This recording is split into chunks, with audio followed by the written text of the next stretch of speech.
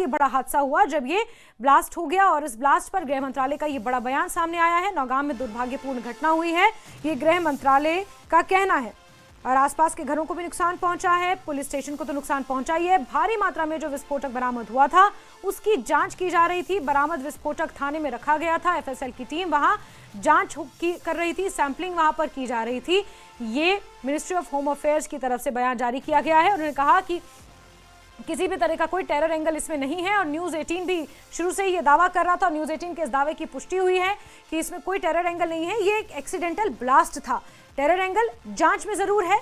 जैश ए मोहम्मद का नाम सामने आया है। नौगाम, दिल्ली, फरीदाबाद, उत्तर प्रदेश और उसके बाद उत्तर प्रदेश के भी 200 डॉक्टर्स रडार पर हैं। जो गिरफ्तारियां हुई हैं और जो एक मौलवी को पकड़ा गया है इरफान नाम के नौगाम, वहां पर जरूर टेरर एंगल से जांच की जा रही है। लेकिन नौगाम में जो ये ब्लास्ट हुआ ये सिर्फ और सिर्फ एक्सीडेंटल ब्लास्ट था।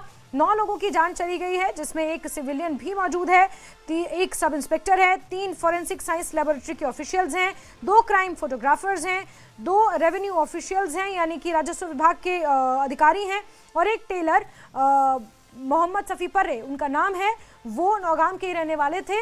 ये 9 लोगों की जान गई है। 27 लोग जिसमें पुलिस पर्सनल्स और सिविलियंस हैं उन्हें इंजरीज हुई हैं और अस्पताल में उनका इलाज जारी है। लेकिन इस बीच मिनिस्ट्री ऑफ होम अफेयर्स की तरफ से भी बाकायदा प्रेस कॉन्फ्रेंस कर नौगाम ब्लास्ट पर बयान जारी किया गया और ये कहा गया कि नौगाम में दुर्भाग्यपूर्ण घटना हुई है, एक्सीडेंटल ब्लास्ट हुआ है। साथ ही साथ भारी मात्रा में विस्फोटक जो फरीदाबाद से बरामद हुआ था, फॉरेंसिक साइंस लेबोरेटरी यानी एफएसएल की टीम उसमें जांच कर रही थी 2 दिनों से और ये जांच जैसे आगे बढ़ी ये एक्सीडेंटली ब्लास्ट हुआ, गलती से ये ब्लास्ट हुआ जिसमें ये बड़ा हादसा हो गया। ये एक ट्रैजिक इंसिडेंट था और इसे इसी तरह देखा जाना चाहिए, ये चाहे डीजीपी नलिन प्रभात हो या गृह मंत्रालय की तरफ से बयान जारी किया गया हो।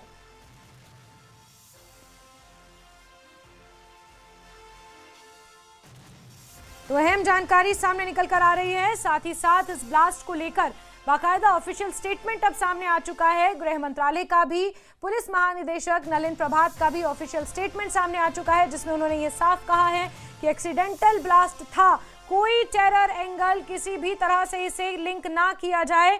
बीती रात 11:23 पर नौगाम में जो धमाका हुआ, लेकिन बड़ी बात यह है कि ये बहुत ज़्यादा हाई इंटेंसिटी का धमाका था। 360 किलोग्राम ज्वलनशील पदार्थ अमोनियम नाइट्रेट, अगर उससे धमाका होता है तो आप अंदाज़ा लगाइए इस धमाके की इंटेंसिटी क्या रही होगी। आसपास के घरों को भी नुकसान पहुंचा है। जो थाना है उसे तो नुकसान पहुंचा ही है, लेकिन आसपास के घरों को भी नुकसान पहुंचा है। गाड़ियां पूरी तरह जलकर राख हो गई हैं और जो तस्वीरें सामने आई हैं, चाहे रात की अवकात की बात करें या सुबह की तस्वीरें, वो बेहद भयानक, डरावनी। और 27 लोग अस्पताल में अभी भी भर्ती हैं इलाज के लिए, लेकिन इसमें 9 लोगों की जान चली गई है और एक शख्स सिविलियन भी हैं। और इस बीच गृह मंत्रालय ने जो प्रेस कॉन्फ्रेंस की, क्या आधिकारिक बयान जारी किया, एक बार फिर सुनिए। एक दुर्भाग्यपूर्ण घटना में जम्मू कश्मीर के नौगाम पुलिस स्टेशन के अंदर एक बड़ा विस्फोट हुआ। नौगाम पुलिस स्टेशन ने हाल ही में एक पोस्टर से लिए गए लीड के आधार पर एक बड़े आतंकी मॉड्यूल का पर्दाफाश किया था। नौगांव पुलिस स्टेशन की इस एफआईआर संख्या 162 ऑफ 2025 की जांच के दौरान विस्फोटक पदार्थ और रसायनों का एक बड़ा जखीरा बरामद किया गया था।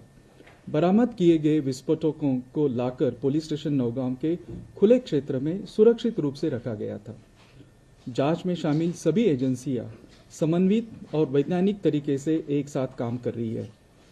निर्धारित प्रक्रिया के तहत बरामद रासायनिक विस्फोटों के नमूने को आगे फॉरेंसिक और रासायनिक परीक्षण के लिए भेजा जा रहा था।